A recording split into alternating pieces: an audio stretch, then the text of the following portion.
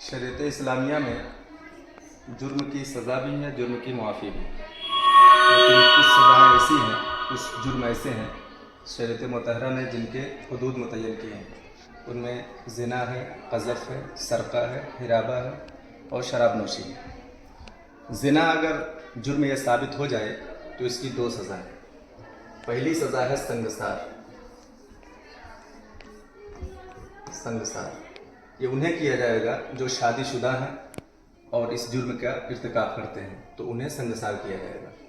اور اگر شادی شدہ نہیں ہیں، غیر شادی شدہ ہیں، تو پھر انہیں کوڑے مارے جائیں گے، کوڑے۔ اور یہ کوڑوں کی تعداد 100، یعنی 100 کوڑے مارے جائیں گے۔ دوسرا جرم ہے قذف، یعنی کسی پر جھوٹی زنا کی تہمت لگانا۔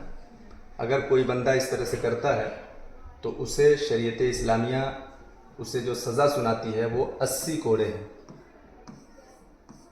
یعنی اس بندے کو 80 کوڑے مارے جائیں گے۔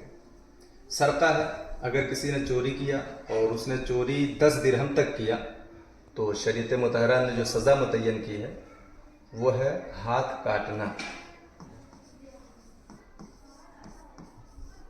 ہاتھ کاٹنا۔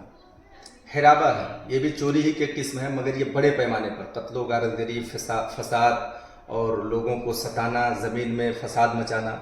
تو اس کی سزا جو شریعت نے متعین کی ہے وہ ضرورت کے حساب سے، کبھی بادشاہ اسلام سولی بھی دے سکتا ہے، شہر بدر بھی کر سکتا ہے، اور زیادہ جرم بڑا رہا تو قتل بھی کرا سکتا ہے۔ شراب نوشی کی سزا اگر جرم ثابت ہو جائے تو شراب نوشی کی سزا 80 کوڑے ہیں فقہ حنفی کے اعتبار سے۔